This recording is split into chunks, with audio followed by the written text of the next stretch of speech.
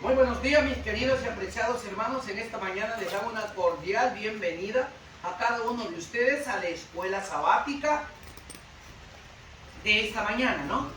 Bienvenidos y bienvenidas todos a tener un encuentro con el dueño del universo.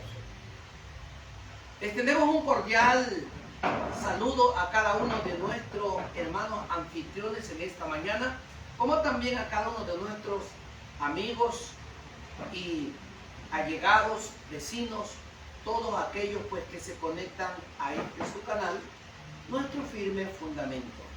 Les quedamos eternamente agradecidos porque sin la ayuda de ustedes nuestra programación no llegaría a hacerse realidad. Gracias por estar con nosotros y vamos pues para alabar y exaltar el nombre de nuestro Dios. Les invitamos a colocarnos de pie y vamos a entonar las letras del himno 270. 270. A medida que lo encontramos, nos colocamos de pie y lo cantamos con la mayor reverencia.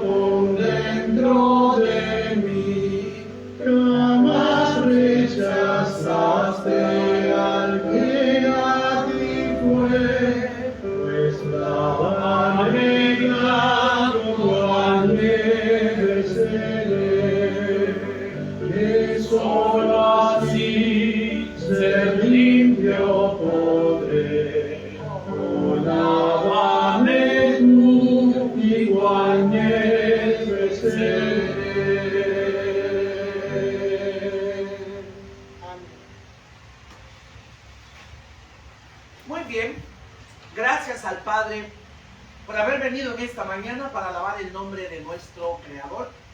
Vamos a invitarlos a colocarnos de rodillas con la mayor reverencia. Vamos a orar, ¿ya?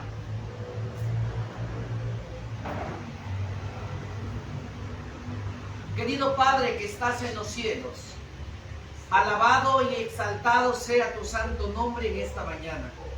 Te damos gracias, Padre, por la vida, la salud, por la oportunidad que nos da de poder invocar tu nombre, poder prepararnos para esta vida y la eternidad. Bendice a cada uno de los hermanos aquí presentes. Bendice al hermano Fausto, su hijo, Padre, que estaba en recuperación, como también a la hermana Isabel, a cada uno de sus hijos, a la familia Delgado y a cada uno de aquellos que nos congregamos en esta casa de oración para así formar parte de tus hijos llamados. Quédate con nosotros, Padre de la Gloria, y que la programación de este día sea por inspiración y sea de vida para vida eterna. Usa a cada uno de tus servidores, Padre, para que podamos ser luz en medio de la oscuridad. Úsalos de acuerdo a nuestros conocimientos. Padre, quita todo lo humano de estos vil pecadores y que tu palabra pueda ser usada, no como el hombre quiere, sino como tu palabra sea permitida llegar a cada mente y a cada corazón. En el nombre y por los méritos de Yahoshua lo pedimos. Amén y amén. Amén.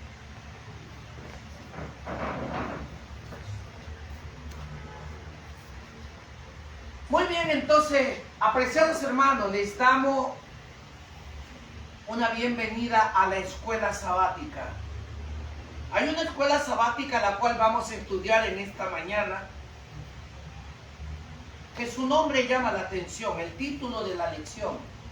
Y el título de la lección dice, ¿qué haces aquí? ¿Qué haces aquí? Para eso tenemos a nuestra hermana Juanita con Josué, los cuales se van a dar gusto de poder presentar esta lección para que podamos entender realmente qué haces aquí. Si estamos aquí para agradar al dueño del universo o para agradar al dueño de las tinieblas. Bienvenidos y bienvenidos todas a esta escuela sabática. Y vamos a ver el desenlace con nuestros dos hermanas y hermanas que están a cargo de esta escuela sabática.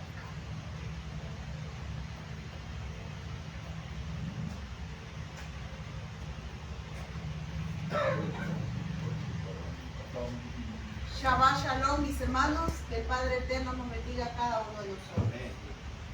Vamos a comenzar con el estudio de este maravilloso libro, Profetas y Reyes, que llevamos por el capítulo 13, que titula ¿qué haces aquí? ¿No? Está una pregunta, ¿no? Vamos a ver quién formuló y a quién se le formuló esta pregunta, ¿no? Como sabemos, estamos estudiando la historia de este profeta de Dios llamado Elías, ¿verdad? Recordamos la semana pasada que Elías, hasta la parte que nos quedamos, Elías tuvo un momento de debilidad, ¿verdad? Como todos los seres humanos tenemos a veces, un momento de debilidad, el cual lo llevó a tomar una mala decisión, ¿no? Vamos a leer un poco a ver qué nos dice este maravilloso libro. Aunque el lugar del monte Oreb, al cual Elías se había retirado, era un sitio oculto para los hombres, era conocido por Dios, y el profeta, cansado y desalentado, no fue abandonado para que luchase solo con las potestades de las tinieblas que le apremiaban, ¿no? Recordamos que Elías, cuando se enteró que la reina Jezabel lo había amenazado de muerte, ¿qué hizo Elías? Humanamente tuvo temor y se fue huyendo al desierto. Estando en el desierto, se escondió en un monte que se llama el monte Oreb, ¿no? Y ahí se escondió Elías por temor a que Jezabel le diera muerte. Miren lo que pasó en la entrada de la cueva. Dice, en la entrada de la cueva, donde Elías se había refugiado, Dios se encontró con él por medio de un ángel poderoso, enviado para que averiguase sus necesidades y le diese a conocer el propósito divino para con Israel. Entonces vemos que el Padre Eterno, a pesar que Elías le desobedeció, porque el Padre Eterno en ningún momento lo mandó que vaya al desierto, sino fue la decisión de Elías por temor a que viniera Jezabel y le hiciera daño, por eso se fue, ¿no? Y vemos que de todas maneras el Padre Eterno dice que no lo abandonó, y dice que por medio de un ángel se manifestó, ¿no? Para darle a conocer qué cosa, el propósito divino para con Israel. Mientras Elías no aprendiese a confiar plenamente en Dios, no podía completar su obra en favor de aquellos que habían sido seducidos al punto de adorar a Baal. El triunfo señalado que había alcanzado en las alturas del Carmelo había preparado el camino para otras victorias aún mayores. Pero, aquí viene el pero la amenaza de Jezabel había desviado a Elías de las oportunidades admirables que se le presentaban. La manifestación maravillosa que tuvo el Padre Yahweh en el Monte Carmelo dice que era el camino para que Elías pudiese ver el poder de Dios, ¿no? Y pudiésemos mostrar al pueblo de Israel el poder de Dios también, ¿no? Pero cuando fue amenazado por Jezabel que iban a darle muerte a Elías, dice que ahí Elías se desvió, dice, de recibir la oportunidad de que admirable que se le presentaba, ¿no? Dice que era necesario hacer comprender al hombre de Dios la debilidad de su posición actual en comparación con el terreno ventajoso que el Señor quería que ocupase. Dios preguntó a su siervo, aquí viene la pregunta, ¿no? Dice, Dios preguntó a su siervo, ¿qué haces aquí, Elías? ¿Qué haces aquí? Es como cuando uno como padre le dice a sus hijos, oye, pero ¿para qué haces aquí? Yo no te dije que te quedes aquí, yo te dije que vayas a hacer un trabajo o un oficio, ¿no? Es como que le estaba llamándole la atención el Padre Yahweh a Elías, ¿no? Por eso dice así, ¿qué haces aquí, Elías? Te mandé al arroyo de Querit. O sea, le está haciendo un recordatorio de cada una de las bendiciones que el Padre Yahweh le había dado a Elías. Dice, cuando te mandé al arroyo de Querit, que te dieran de comer los cuervos, ¿no? Y también te mandé para que la viuda de Sarepta te diera alimento en el tiempo que no hubo la lluvia. Yo estuve ahí presente contigo. Dice, no estás confiando en mi palabra, ¿no?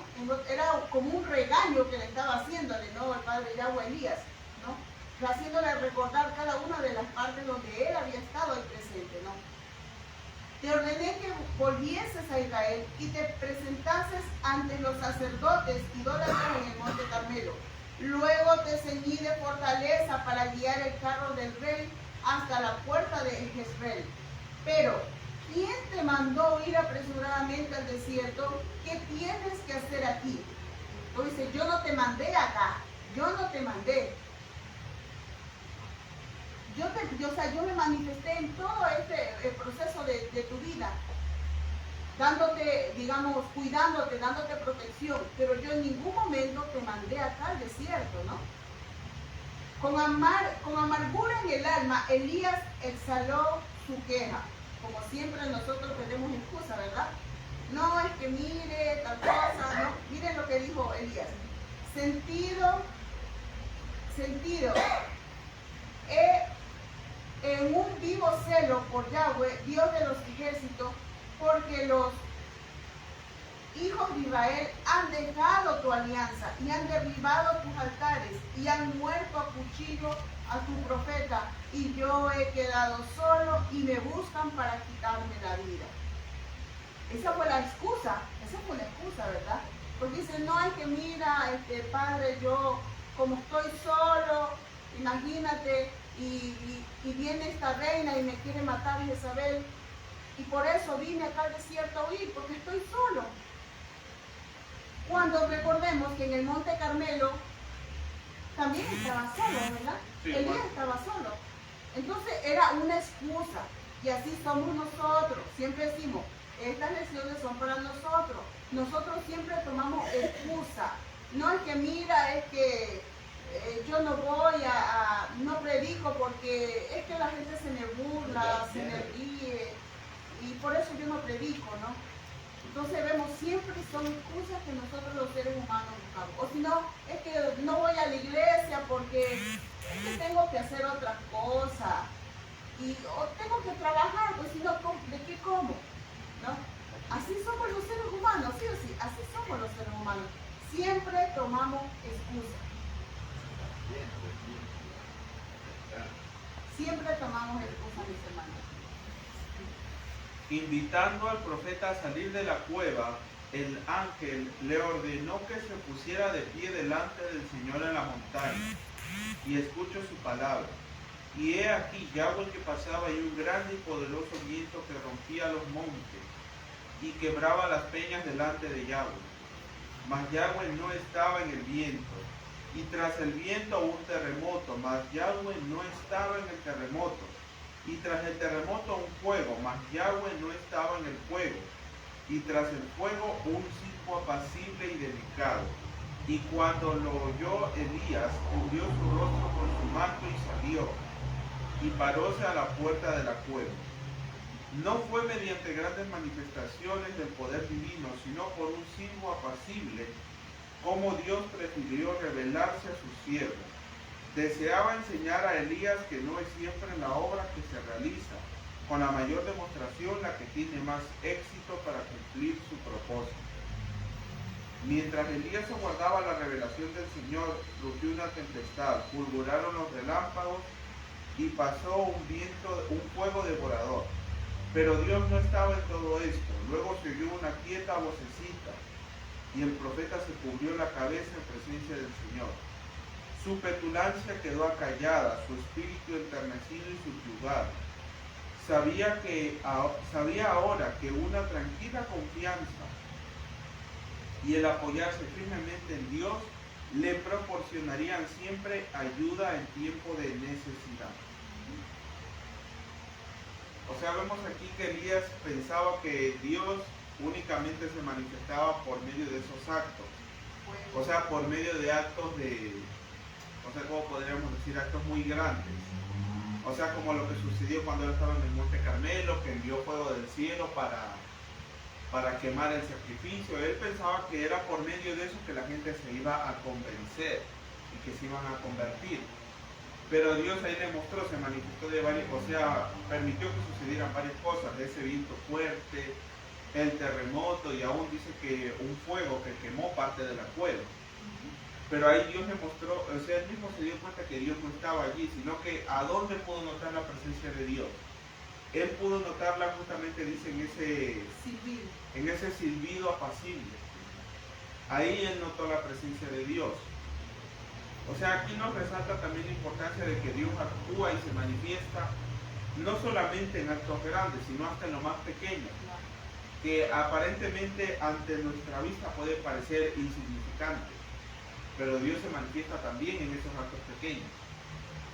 Por ejemplo, cuando no sé si ustedes han pasado, cuando uno pasa en el campo y escucha las aves cantar, ahí se manifiesta el Padre Eterno, ¿no? Las mañanas, yo les digo que los pajaritos, ellos tienen una hora fija para alabar al Señor, no sus silbidos, y silban, siquiera una media hora más, y de ahí se alzan ellos, y ahí ya viene el amanecer.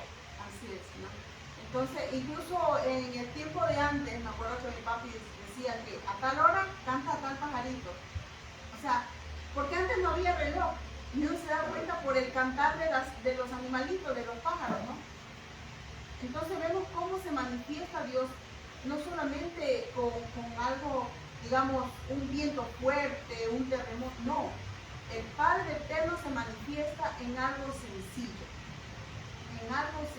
mis hermanos, ¿no? O cuando uno, qué sé yo, no ha comido, digamos así, no ha comido, viene alguien y te regala, vea, sírvase este plato de comida. Y dice, ¿cómo sabía que yo tenía hambre? Pero ¿quién está pendiente de nosotros? El Padre Yahweh, claro. Lo mismo que hizo con Elías. Le dio de comer en el tiempo que no había lluvia. Le mandó donde esta viuda, con esta viuda que ni siquiera era parte del pueblo, que esta viuda de Sarepta no era ni parte del pueblo de Israel. Pero el Padre Yahweh la tomó, la usó para que pudiera darle alimento al profeta, ¿no? Vemos que el Padre Yahweh en las cosas más sencillas se manifiesta, ¿no? También de lo que escondieron, ¿no? A los que andaban A los que le andaban persiguiendo, pues sí, también. persiguiendo, ella le escondió, ¿no? Así es, ¿no? No es siempre la presentación más sabia de la verdad de Dios la que convence y convierte el alma. Los corazones de los hombres no son alcanzados por la elocuencia ni la lógica, ni por las dulces influencias del Espíritu Santo, que obra quedadamente y sin embargo en forma segura para transformar y desarrollar el carácter. Es la queda vocecita del Espíritu de Dios la que tiene poder para cambiar el corazón. Una persona que se para al frente a predicar y comienza a gritar fuerte, ¿será que es esa predicación, por más que grite, las personas van a escuchar la voz de Dios? No, ¿verdad? Para hablar de la palabra no necesitamos gritar y hacer alboroto.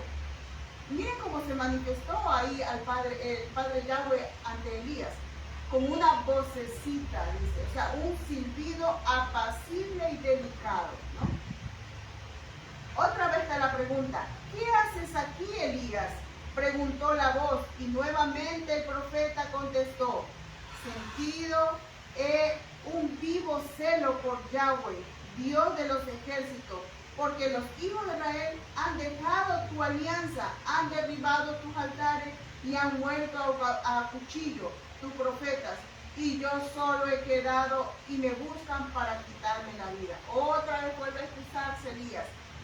Huí al desierto porque estoy solo, he quedado solo, los profetas han sido dado muerte y estoy solo.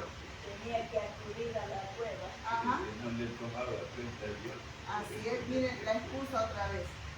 Miren cómo le respondió el Señor. Dice, el Señor respondió a Elías, que los que obraban mal en Israel no quedarían sin castigo.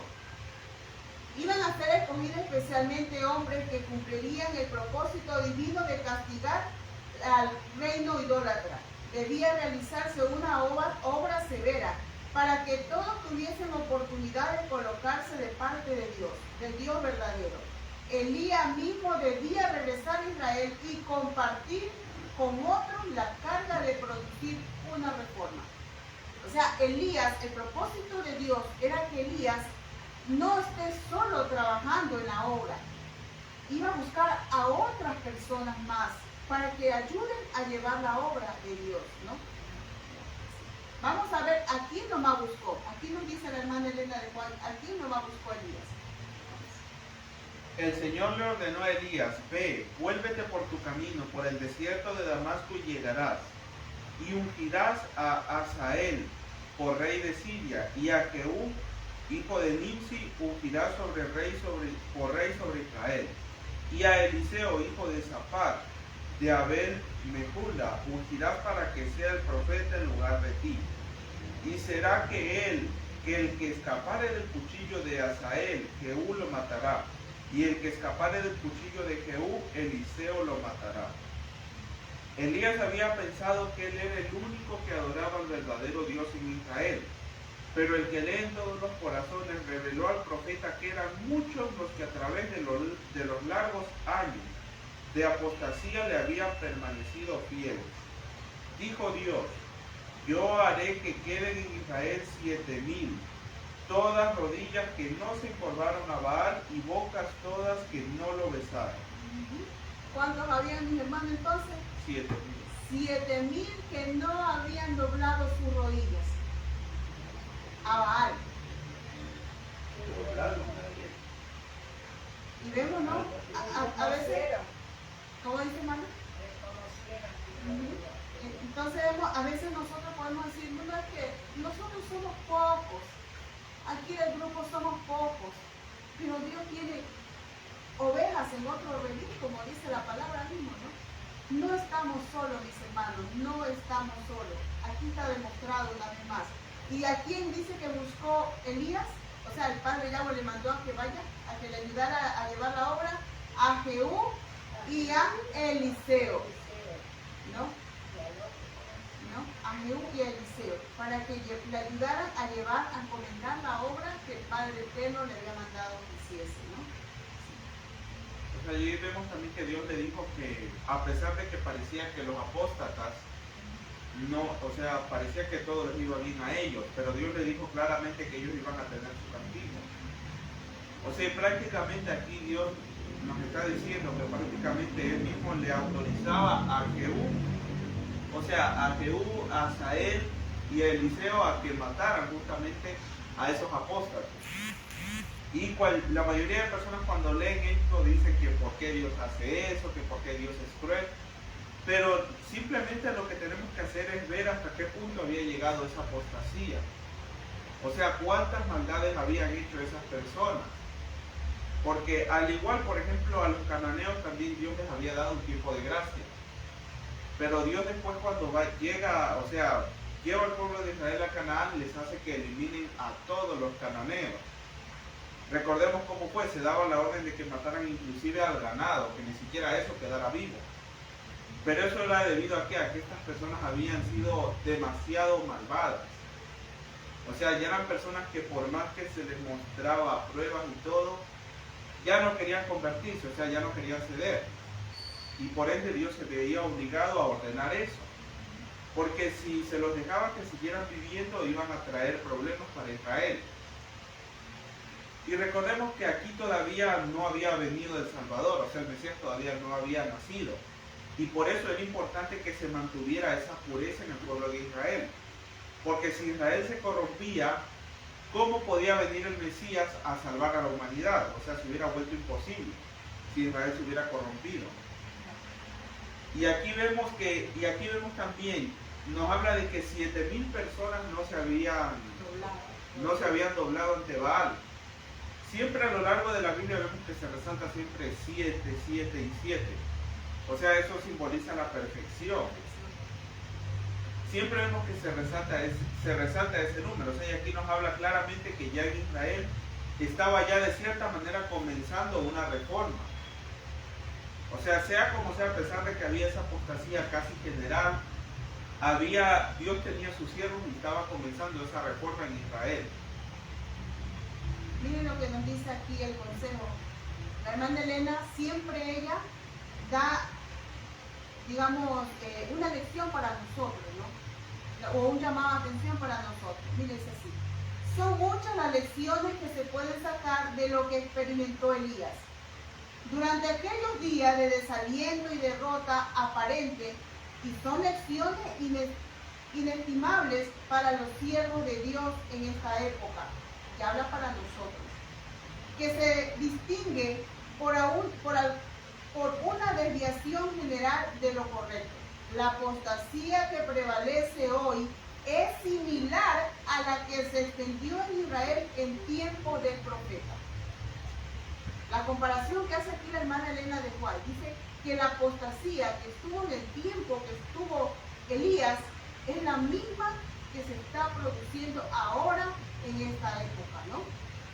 Multitudes siguen hoy a Baal al exaltar lo humano sobre lo divino,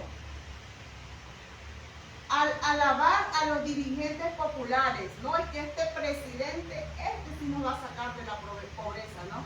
Sí o sí. Exaltamos que lo humano y a Dios que ha dado. ¿Qué más nos dice la hermana Elena? Dice, al rendir culto a Mamón y al colocar las enseñanzas de la ciencia sobre las verdades de la revelación. O sea, la ciencia es más importante que la palabra de Dios, ¿no?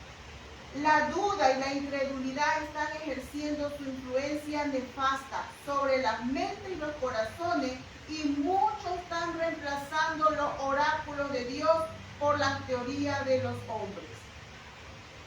Más claro, mis hermanos, no puede ser lo que está escrito aquí. Exaltamos, dice, más a lo humano y el Padre Yahweh queda a un lado. No es que vamos a creer en lo que dice los grandes estudiosos, los filósofos. Ellos han estudiado, ¿no? Ellos son excelentes. ¿Y Dios dónde queda? No, la Biblia ya es anticuada, eso ya pasó de moda. Lo rechazo. Y eso se enseña ahora en las escuelas y en los colegios también. Por ejemplo, yo que estoy estudiando el bachillerato todavía, existe ahí la materia de filosofía. ¿Y de qué se habla ahí? Se dice que la filosofía, que el significado así de filosofía quiere decir que es amor por la sabiduría. ¿Y cómo es esa sabiduría? ¿En qué consiste? Dentro de la filosofía se estudia todo lo que es de los filósofos griegos, lo que escribió Platón, Aristóteles, también sobre la mitología griega, o sea, sobre dioses paganos también se estudia allí. O sea, de todos esos temas se habla. Y por sobre todo se habla siempre de la razón y de la lógica. Siempre se habla de eso. ¿Y eso debido a qué? Se dice siempre, por ejemplo, cuando nosotros vamos a ver cuáles eran las enseñanzas de los filósofos antiguos, y no solamente de los antiguos, sino que de ahora de los modernos también. Y en especial deberíamos fijarnos en los filósofos del siglo XVII o XVIII, que fue, podríamos decir prácticamente, eso fue lo que definió las enseñanzas modernas, la educación prácticamente que tenemos en la actualidad. Justamente en esta época se dieron hechos tan importantes como lo fue la Revolución Francesa. Siempre escuchábamos que la revolución trajo la libertad para el pueblo, la igualdad de las personas. Bueno, y en fin, eso es algo que todavía se mantiene hasta el día de hoy. Se habla que el antiguo régimen era un régimen opresivo y todo eso. Pero si nosotros vamos a ver cuál era esa supuesta libertad que enseñaban esos hombres, vamos a ver que eso va completamente en contra de Dios. Porque en primer lugar se enseña de que el ser humano ya de por sí, en su propia naturaleza, es un ser bueno, que siempre va en una tendencia hacia el bien. Y que la humanidad de por sí sola, en lugar de ir en decadencia, la humanidad ha progresado. Y que supuestamente en la época en la que nosotros vivimos, la humanidad se encuentra prácticamente en su pico más alto. O sea, ha logrado su mayor desarrollo tanto en pensamiento como en conocimientos, ya sea científicos o literarios y todo eso. O sea, y eso es lo que nos han hecho creer, porque siempre nos enseñan que los seres humanos de antes eran ignorantes, supersticiosos, y que con el pasar del tiempo ahora el ser humano ha comenzado a pensar, a analizar las cosas. Y aquí viene, perdón que te interrumpa, Josué, aquí viene lo que es la evolución, ¿no? Que el hombre vivía en cavernas y que andaba con cabello largo y vestido con pieles de ovejas, de animales, que era salvaje, que no podía ni hablar. ¿Qué dice en el libro de Génesis, hermano? El hombre fue hecho a imagen y semejanza de Dios. Y el hombre por sí solo, los seres humanos por sí solos tenemos la tendencia a ¿qué? Hacia el mal. La Biblia dice claramente eso, y ahora la filosofía moderna, la ciencia moderna dice que no, que es lo contrario, que nosotros de por sí tenemos una naturaleza buena, que el ser humano de por sí es bueno. Pero o sea, lo más irónico de todo es que se sostiene de que hemos avanzado tanto, pero vamos a ver cómo está la sociedad hoy en día. No hay muestras de avance, por el contrario se ve decadencia. Y con el pasar de los siglos ha ido de mal en peor. Y ahora ¿qué más? Con esto de la razón se dice que ya llegan a conclusiones de que todas las cosas vinieron de por sí, existieron de la nada, el universo, e inclusive la vida misma que existió así de un momento para el otro. Y que no, o sea, que apareció, o sea, de por sí sola. De la nada. De la nada. Y que la idea de que exista un Dios prácticamente es un engaño y que eso es una manipulación. Pero nosotros vemos claramente en todo, hay señales de que Dios sí existe. La historia misma ha sido dirigida por Dios. Y lo hemos ido viendo, por ejemplo, desde el principio Dios profetizó qué cosas pasarían. Todos los imperios que han existido a lo largo de la historia, Dios profetizó que existirían. Profetizó cuándo nacerían y cuándo caerían, y así se ha cumplido. O sea, no hay ni por qué decir que... ¿Por qué dudar? ¿Por qué dudar que Dios no existe? Esto está muy claro, no es lo que dice aquí. Lo que leí dice el párrafo anterior, dice: la duda y la incredulidad están ejerciendo su influencia nefasta sobre la mente y los corazones, y muchos están reemplazando los oráculos de Dios por las teorías de los hombres.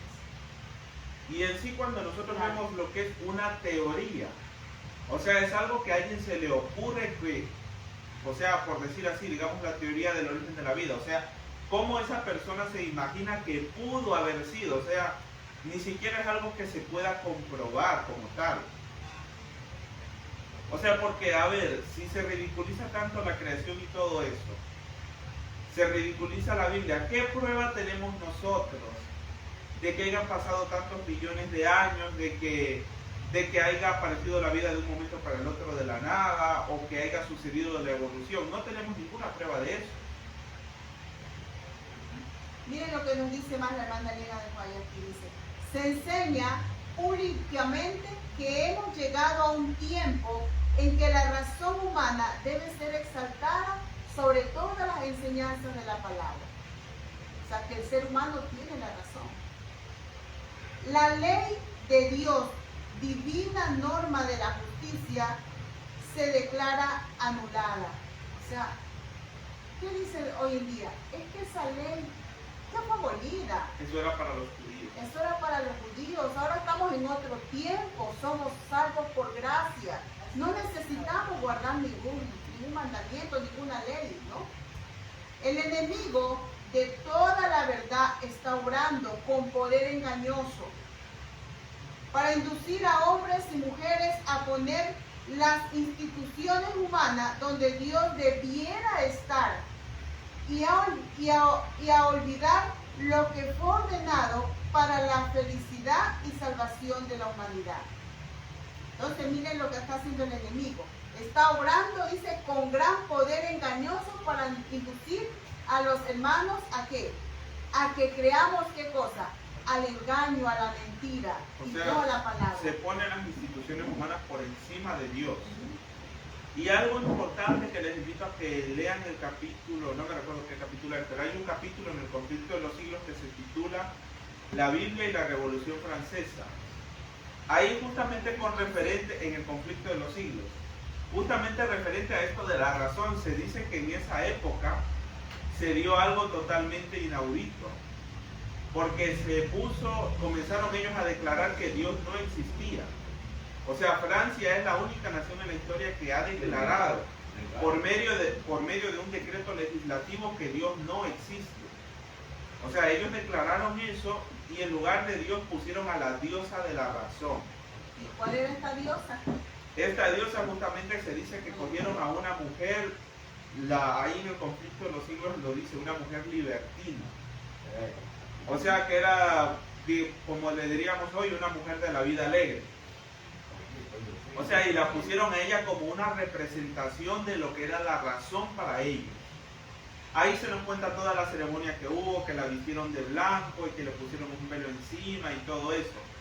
O sea, y ellos exaltaban según la razón humana y que por fin el ser humano había quedado liberado de todas esas supersticiones y de todo ese engaño que ellos decían, que la Biblia y la religión en sí misma eran un engaño.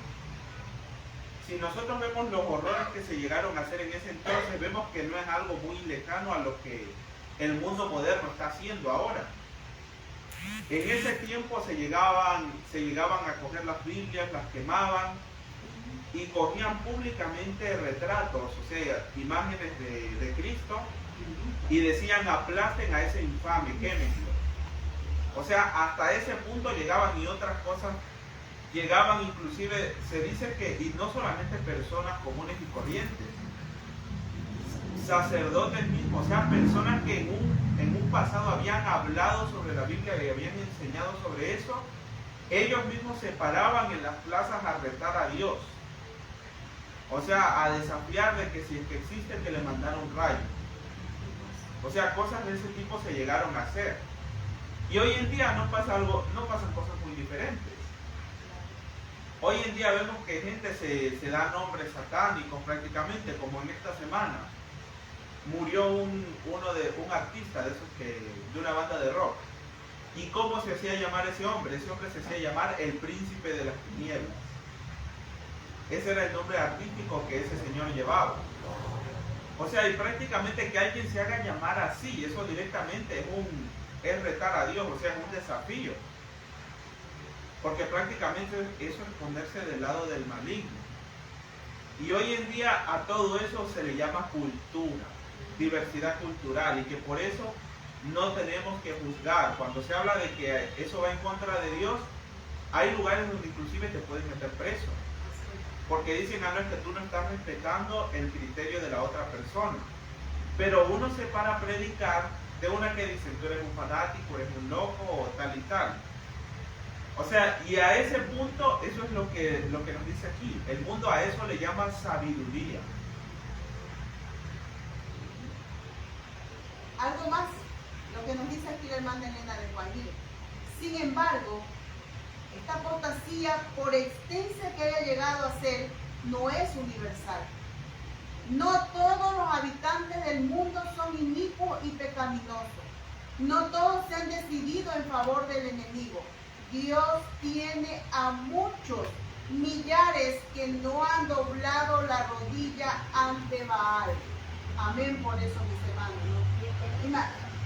Imagínense, a pesar de toda la apostasía, siempre el Padre Eterno tiene su remanente, su manada pequeña, ¿no? Como dice hermana Elena de Guay en Conflicto de los Siglos también. Dice, muchos que anhelan comprender más plenamente lo que se refiere a Cristo y a la ley. Muchos que esperan contra toda esperanza que Yahshua vendrá pronto para acabar con el reinado del pecado y de la muerte. Y son muchos los que han estado adorando a Baal por ignorancia. No debemos de juzgar, mis hermanos.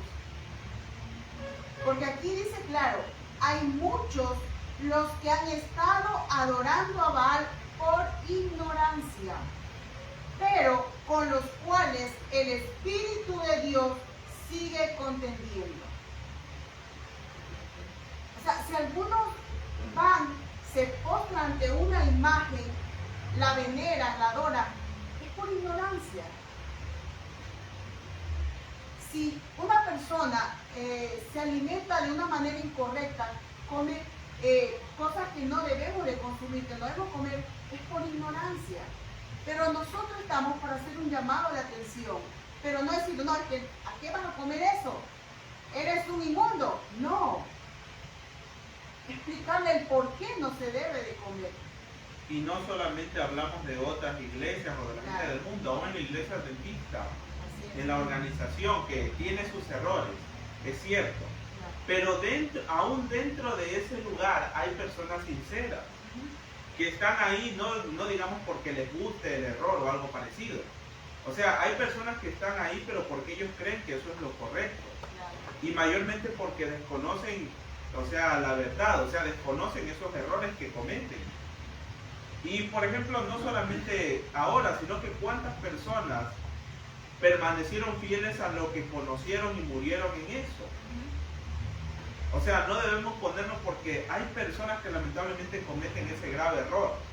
Comienzan a hablar mal de las demás iglesias o que la iglesia adventista, que porque se equivocaron en esto, tienen estos errores, ya por eso prácticamente los quitan de perdidos. O sea, y lo cual no debe ser así. O sea, la iglesia adventista sí ha descuidado muchas cosas, pero no debemos olvidar que Dios fue en esa iglesia que Dios dejó la verdad. Así es. O sea, y hablo en iglesia, me refiero no en sí a la organización como tal, porque en sí el concepto de iglesia hoy en día nosotros lo entendemos como una organización. Pero la iglesia, ¿qué era? En los tiempos cuando Cristo fundó la iglesia, ¿Acaso él fue a registrarla, fue allá ante las autoridades? Él no hizo eso. La iglesia, ¿quiénes eran? Eran los discípulos, cada uno de ellos. Eran personas sencillas, humildes, ¿no? Por eso, y así mismo, aún dentro de la organización que ha tenido tantos errores, hay personas que están sinceramente allí. Y como dice aquí, el Espíritu de Dios está contendiendo con ellos. O sea, hay personas que de por sí poco a poco se van dando cuenta de los errores que hay allí y por ende alzan la voz. Así es. Alzan la voz y dan esa voz de alarma y le indican a otras personas también. No debemos alejarnos de eso tampoco. Dice, los tales necesitan la ayuda personal de quienes han aprendido a conocer a Dios y el poder de su palabra. En un tiempo como este, cada hijo de Dios debe dedicarse activamente a ayudar a otros.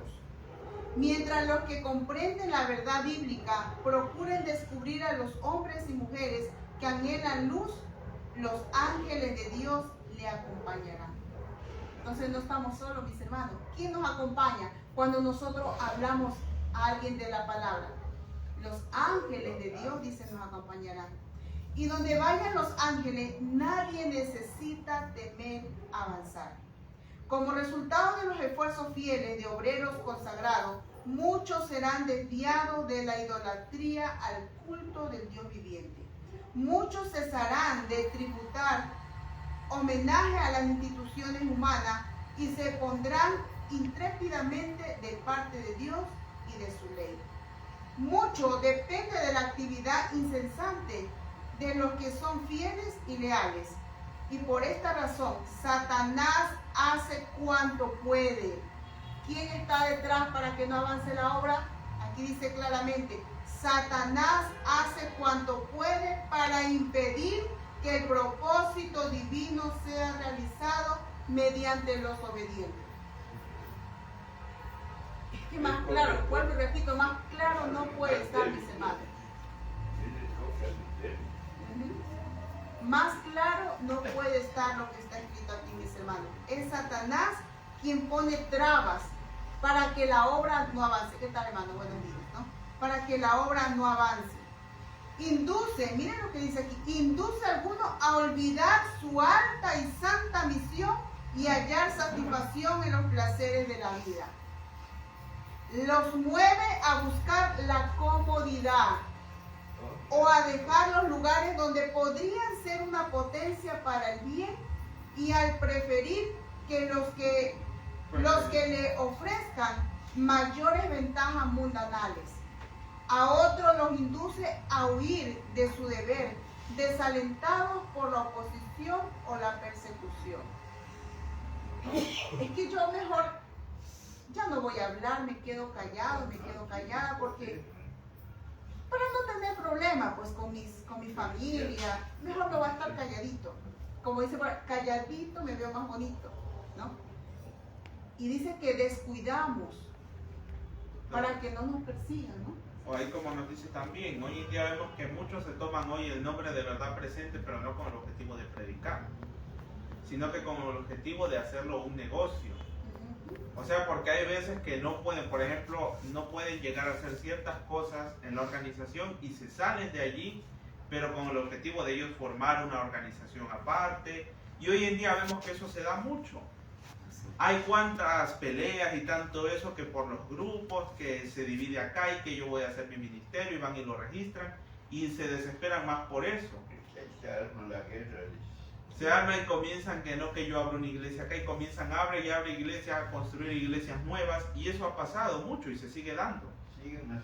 En Estados Unidos hay varios ministerios que dicen ser de verdad presente y ¿qué es lo que hacen? Están abriendo más y más iglesias, construyendo iglesias inmensas para llenarlas de gente. O sea, y el objetivo de Dios no es ese. Recordemos que hoy en día ya no es tiempo de que voy a registrar mi ministerio y que voy a hacer una iglesia aquí en la Pepsi, otra en la Santa Marta, otra en la no sé dónde. O sea, ya no es tiempo para eso. Porque el tiempo es corto, mis hermanos. Claro, o sea, no es de preocupación que vamos a comprar un lote y construyamos la iglesia. O sea, ya no. Ya no, porque o sea, ya el tiempo ya no nos da para eso hoy. Dice, pero todos los tales son considerados por el cielo con la más tierna compasión. A todo hijo de Dios cuya voz el enemigo de las almas ha logrado silenciar. Miren lo que dice aquí. Vuelve a repetir, dice, a todo hijo de Dios cuya voz el enemigo de las almas ha logrado silenciar, se le dirige la pregunta, ¿qué haces aquí? Lo mismo que le preguntó a Elías, ¿qué haces aquí? Te ordené que fueses a todo el mundo y predicases el evangelio a fin de preparar a un pueblo para el día de Dios. ¿Por qué estás aquí? ¿Quién te envió? Esa es la pregunta. El gozo propuesto a Yahshua, el que le sostuvo a través de los sacrificios y sufrimientos, fue el gozo de ver pecadores salvados. Debe ser el de todos aquel que le siga. El acicate de su ambición, o sea, debe ser el propósito de hoy en día, nuestra ambición de llevar el mensaje y no callar. Los que comprendan siquiera en un grado limitado lo que la redención significa para ellos y sus semejantes, entenderán en cierta medida las vastas necesidades de la humanidad. Sus corazones serán movidos a compasión al ver la indigencia moral y espiritual de millares que están bajo la sombra de una condenación terrible, en comparación con la cual los sufrimientos físicos resultan insignificantes. Dice que si nosotros reconociéramos o nos diéramos cuenta, por lo menos en un grado, dice limitado, cuánto significa la redención, y pudiéramos, dice, darnos cuenta la labor que toca por hacer, por lo menos, dice algo, dice en un grado limitado, lo que es la redención. ¿Qué pasa cuando un ser humano se pierde la vida eterna? Si nos diéramos cuenta, dice, en un grado limitado, y tuviéramos, dice, conciencia de darnos cuenta qué estamos haciendo. Por eso está la pregunta, ¿qué haces? ¿Qué estás haciendo aquí? Dice la pregunta, ¿no? A las familias tanto como a los individuos se pregunta, ¿qué haces aquí? En muchas iglesias hay familias bien instruidas en las verdades de la palabra de Dios, que podrían ampliar la esfera de la influencia trasladándose a lugares donde se necesita el ministerio que ellas son capaces de cumplir. Dios invita a las familias cristianas para que vayan a los lugares oscuros de la tierra, a trabajar sabia y perseverantemente en favor de aquellos que están rodeados de la breguez espiritual. Para contestar a este llamamiento se requiere abnegación. Mientras que muchos aguardan que todo obstáculo sea eliminado, hay almas que mueren sin esperanza y sin Dios. Por amor a las ventajas mundanales o con el fin de adquirir conocimientos científicos, hay hombres que están dispuestos a aventurarse en regiones pestilentes y a soportar penurias y privaciones. ¿Dónde están los que quieren hacer lo mismo con el afán de hablar a otros del Salvador? Aquí, por ejemplo, nos habla que muchas de las veces estamos dispuestos a pasar adversidades con tal de tener una ventaja mundanal. Pero aquí se nos dice también, o sea, ¿y cuántos de todos ellos, cuántos estamos dispuestos a pasar eso mismo por predicar el Evangelio? Ahí viene la pregunta. Ahí viene la pregunta para cada uno de nosotros. O para nosotros, humanamente aquí, para tener un título o estudiar en una universidad prestigiosa de aquí del mundo, hacemos tantos sacrificios, pero para llevar el mensaje, no es que está lloviendo, está haciendo mucho sol y vienen las excusas. O por ejemplo, hay personas que no tienen los libros, o sea, y tienen posibilidades de comprarlos y no compran. O sea, tienen las posibilidades de poder estudiar y dicen, que no lo hacen porque nadie les enseña o porque que no tienen tiempo y cosas así. O sea, pero si vamos a ver, por ejemplo, una carrera universitaria, ¿cuántos años toma? Como mínimo, la más corta, si no me equivoco, son unos 3 años. Una corta. De 3 a 4 años, una carrera corta. ¿Y cuántos sacrificios ¿Y hacen? cuánto sacrificio? ¿Cuánto se gasta? En instituto son 2, 3, pero ya universidad mínimo son 5. Ve, sí, ve, mira, hasta más tiempo, mínimo 5 o 6 años. Solo teología son 5.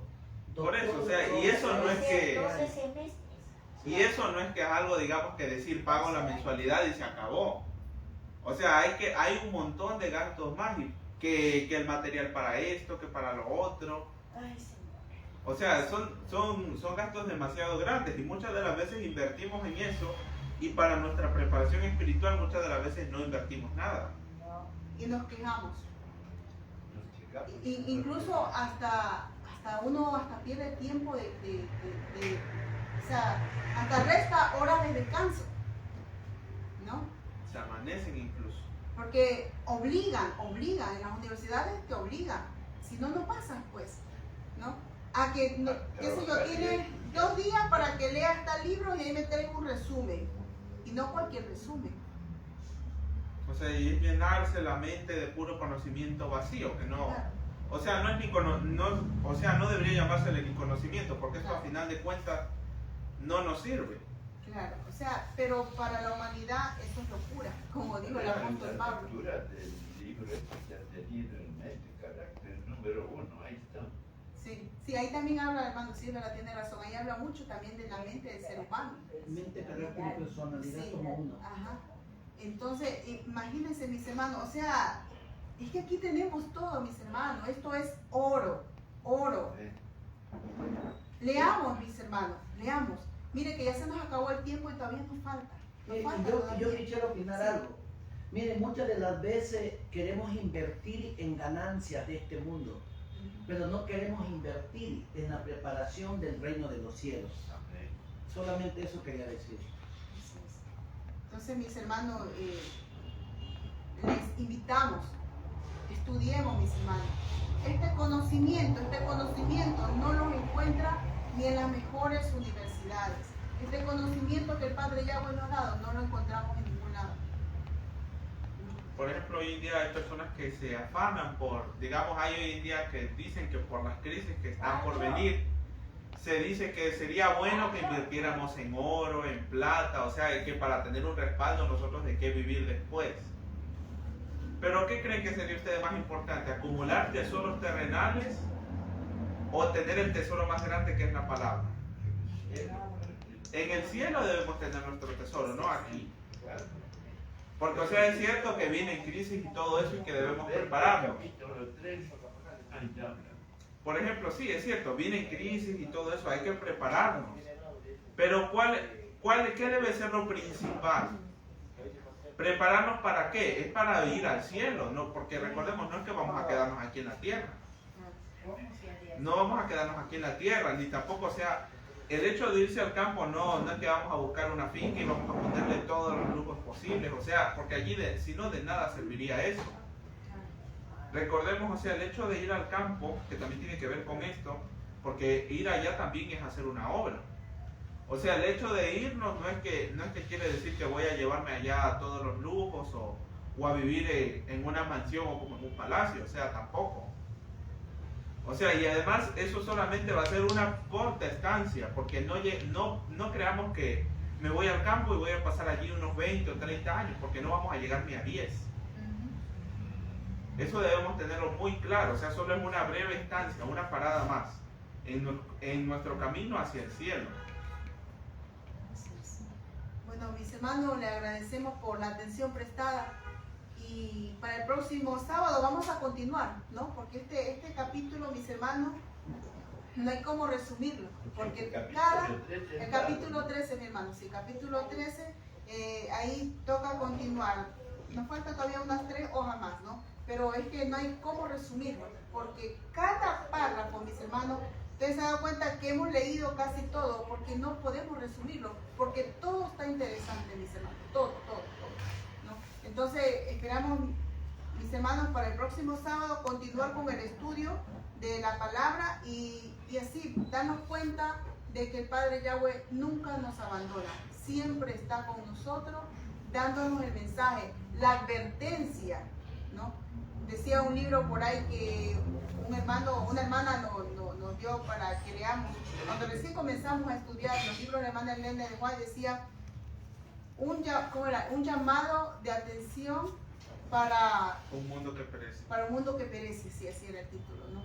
Entonces, este es el llamado de atención, mis hermanos, para un mundo que perece. Sabemos este mundo cómo está de mal en peor cada día, ¿no? Pero gracias al Padre que tenemos la palabra de vida para cada uno de nosotros.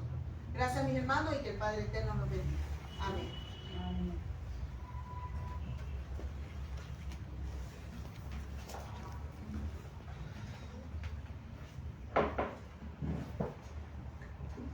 Apreciados y distinguidos hermanos, le damos gracias a Dios por habernos preparado en esta hermosa lección. Y la pregunta del milenio es, ¿qué haces aquí? ¿Qué hacemos aquí? ¿Estamos por algún objetivo o estamos por el reino de los cielos? Pero que esa frase jamás se nos olvide. ¿Qué haces aquí? Individualmente para mí, ¿qué hago aquí? ¿Estoy aquí por cumplir el llamado del Señor? ¿Estoy aquí porque quiero cumplir mis metas? Pues bueno, queremos seguir aprendiendo al respecto de esta hermosa escuela sabática. No nos perdamos el sábado que viene, porque el sábado que viene queda en continuación al respecto del llamado que el Señor le hizo no solamente a ¿quién? A Elías, a Carlos, a Moisés, a Daniel, a Pedro, Pablo, a todos los que estamos aquí. Hagamos conciencia qué hacemos aquí. Que el Padre de la Gloria nos ayude, porque ha sido una de las mayores escuelas sabáticas excelente para nuestra vida espiritual y podamos rescatar qué hacemos aquí o a dónde vamos después de salir de aquí, ¿no? Muy bien, entonces pues pedimos que por favor no se conecten, no se alejen de nuestro canal, nuestro firme fundamento, y les pedimos que en 5 minutos nuevamente estaremos al aire. Tenemos un predicador invitado en esta mañana, ¿no? Así que mucha atención porque nuestra sintonía continúa. En 5 minutos estamos nuevamente al aire. Y para terminar pues la escuela sabática, vamos a cantar una hermosa alabanza a nuestro Dios.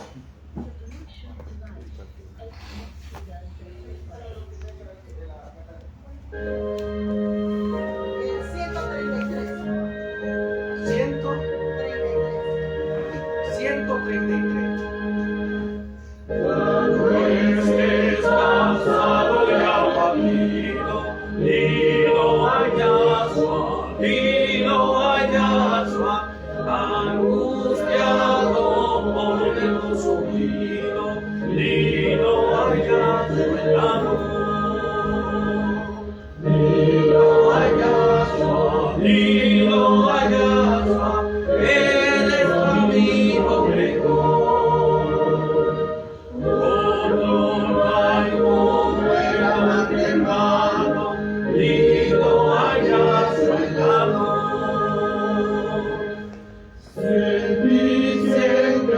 Grande amargura, dilo a Yahshua, dilo a Yahshua, sin tu reina y faltas ocultadas, dilo a Yahshua el amor. Dilo a Yahshua, dilo a Yahshua, él es tu amigo mejor. Otro no hay como el amante hermano, dilo a Yahshua el amor.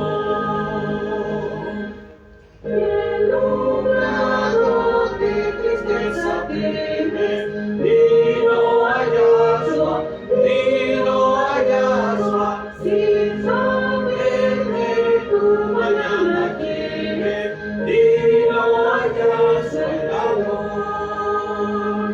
Lindo payaso, lindo payaso, eres tu amigo mejor.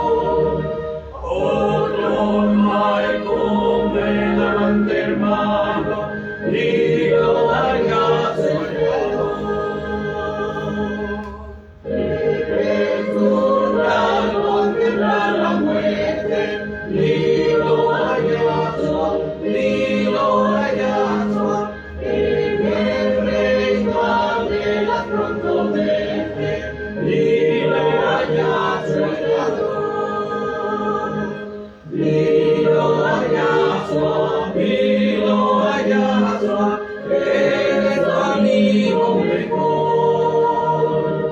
Otro no hay como el amante hermano, lindo payaso es amor. Amén. Con la mayor reverencia les invitamos a postrarnos de rodillas para conversar con nuestro Dios. Querido Padre que estás en los cielos, santo, santo sea tu santo nombre. Padre querido, aquí estamos un grupo de tus hijos de rodilla para clamarte, pedirte pleitesía en esta mañana, para pedirte que tengas misericordia de cada uno de nosotros pecadores. Ayúdanos para prepararnos para este tiempo del fin. Tú vienes a esta tierra y tu pueblo, el mundo, anda perdido sin esperanza. Pero en esta mañana te pedimos que tú prepares nuestras mentes, nuestros corazones, para darte gracia, para darte la bienvenida a nuestra mente y a nuestros corazones. Padre, cada uno de los que estamos aquí tenemos dificultades, pero Padre, nos ponemos en tus manos. Tú conoces el corazón de cada uno, de cada familia, cada hermano. Padre, ayúdanos y que siempre el poder que viene desde lo alto pueda morar en nuestras vidas. Gracias, Padre de la gloria. Prepáranos para esta vida y la eternidad. En el nombre y por los méritos de Yahshua HaMashiach lo pedimos. Amén y amén. Amén. Apreciados hermanos, en 5 minutos, estamos nuevamente al aire. Que el Padre de la Gloria pueda bendecirnos en esta excelente mañana. Bendición, Shabbat Shalom para cada uno de ustedes.